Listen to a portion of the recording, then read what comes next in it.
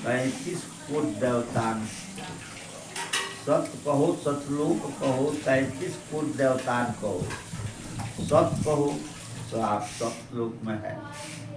आपके आवाज से सत नाम जब तक निकलता है तब तक आप सतलोक में बैठे हुए हो। सत नाम जब बिखर जाता है तो हमारा चेतन या आत्मा जो है ये 3 लोक में बढ़ जाता है।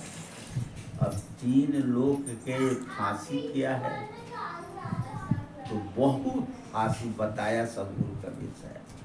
बहु बंधन से बांधिया एक बेचारा जीव, ना बल छूटे अपना जो न छोड़ावे पी, ना बल छूटे अपना, इसके पावर नहीं है छूट जाने का। जब तक सतगुरु नहीं छोड़ाएंगे तब तक इसका पावर नहीं है छूट जाने की। नाम लिया तो सब लिया। और नाम वो बताते हैं क्या, सतनाम, सतनाम को। तो सतनाम क्या बताता है, तो हमको बताता है तू चीन, ये तू कौन है, इसके विषय में ज्ञान कर, तू कौन हो। सत नाम क्या चीज है, तो सत नाम झूठ के रहित सतनाम है। क्या है, झूठ के रहित, झूठ के रहित सतनाम है। जो मनुष्य झूठ से रहित हो जाते हैं, अपने आप पर कब्जा कर लेते हैं, अपने आप के संभाल कर लेते हैं, तो इसी रूप में परमात्मा आते हैं, इसी रूप में। अब परमात्मा का भी घोर कहीं दूसरा जगह नहीं है। कैसे नहीं है, तो जैसे आप बाहर देख लिए, बाप के और बेटा के समस्या समझ लीजिए। बाप कैसा लड़का होगा तो उससे बहुत प्यार करता है, ऐसा है कहीं। माता पिता सोच दूर नहीं देखते हैं, उससे प्यार करते हैं। तो ये माता पिता कहाँ रहते हैं, इस पर थोड़ा विचार हमको करना है। तो जहाँ माता होती है, जहाँ पिता होते हैं, वहीं पर लड़को होता है बचो। सतपुरुष तहाँ सत्य साहेब तहाँ आप विराज। जहाँ वो सतपुरुष है वही सत्य साहेब है, और वही पर जीव है, वह जीव है। जीव करेगा तब, तो फिर जब नहीं करेगा तो जानते नहीं है तो क्या करेगा।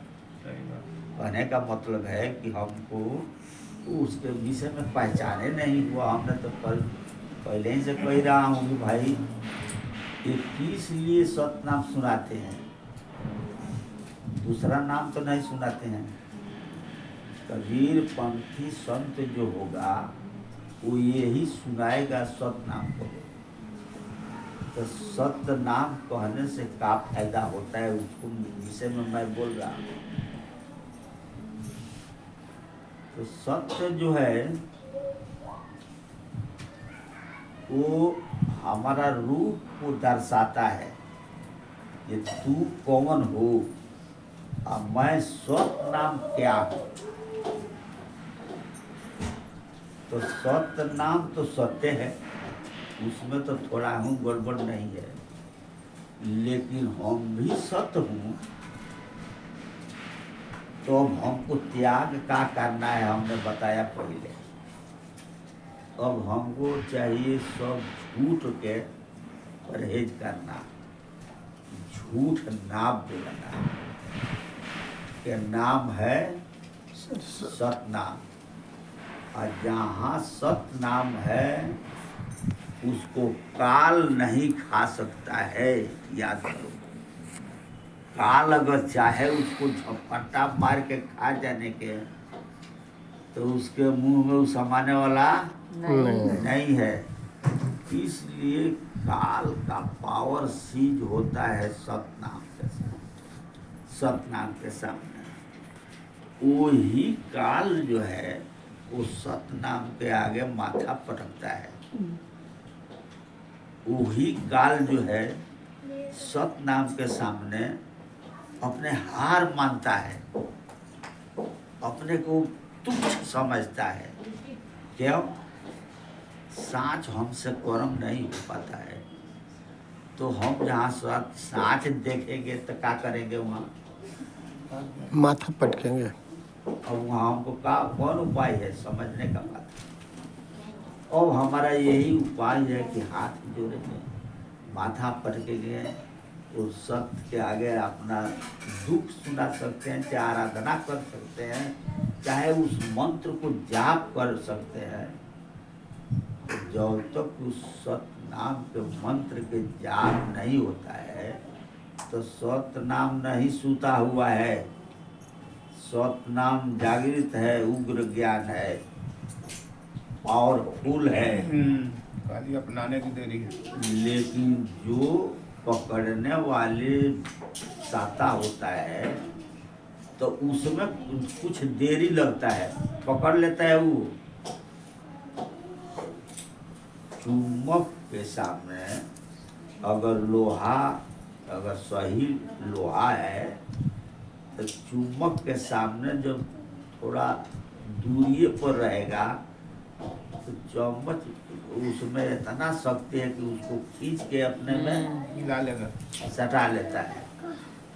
उसी तरीका से सतगुरु कबीर साहब ने कहा, सतगुरु पारस मणि है जीरा लोह समान, पारस से परसते भय कंचन सम जान। लोहा के छूलने से लोहा लोहे नहीं रह जाता है, सोना बन जाता है। उसके वर्ण को बदल के सोना बना देता है। तो सोना को कीमत भी बहुत ज्यादा होता है, और सोना कभी उसको नाश भी नहीं रहता है, होता है। जब तक रहेगा, 1 ग्राम में अगर आपके सोना है आपके पास, तो जब तक रहेगा उस पर जंग कभी पकड़ने का सवाल नहीं है। जिस वस्तु के ऊपर जंग नहीं पकड़ेगा उसको मृत्यु के कोई भय नहीं है। उसी तरीका से सदगुरु कबीर साहब भक्ति के लिए एक सतनाम निरालंब अलंब सदगुरु के एक आशा नाम के निरालंब के विषय में आप लोगों को समझ होता होगा कि निरालंब क्या वस्तु का नाम है। पूरा आप लोग समझते होंगे, आप लोग जानते हैं, क्योंकि आप लोग भी सब जीव सतगुरु का है। यहाँ और वंश बैठे हुए हैं, सब में अंश है, लेकिन ये आप लोग वंश हो। सारा सृष्टि हिलने बोलने वाला, चलने डोलने वाला पशु पक्षी में भी सतगुरु का एक उसमें अंश है। उसी के इशारा से वो चलता है, बोलता है, डोलता है, हिलता है, खाता है, पीता है। वो प्रक्रिया चल रहा है। अगर वो अंश ले लिया जाए तो तुरंत अल्लाह पड़ जाएगा, समाप्त हो जाएगा। अब वो भी उस सत्य का वो अंश है तभी होता है। और सत्य के अंश है, उसका ज्ञान नहीं है, समझ बूझ नहीं है, उस मुताबिक आदमी से भेंट मुलाकात नहीं होता है, तो अंश के अंश से रह जाता है, उसका मृत्यु भी हो जाती है। लेकिन वंश के मृत्यु नहीं होता है, क्योंकि सदगुरु कबीर साहब के शरणागत में लगता है। उसी दिन से जीव वंश बनता है, अंश से ही वंश बनता है। वंश बन करके और वो नाम की आराधना करते करते और जब पूरा थाली इकट्ठा करता है तो वही आत्मा हो जाता है। आत्मा भोगने के बाद जब अपना कर्म पर अधीन रहता है तो आस्ते आस्ते आस्ते आस्ते और पिता जो है उसको अपना गोद में ले लेते हैं, तो वो आत्मा और वही परमात्मा परमात्मा हो जाता है। अब इसके ज्ञान जो है ये आप लोगों को सुनने में जरूर महसूस होता होगा कि बात सत्य है।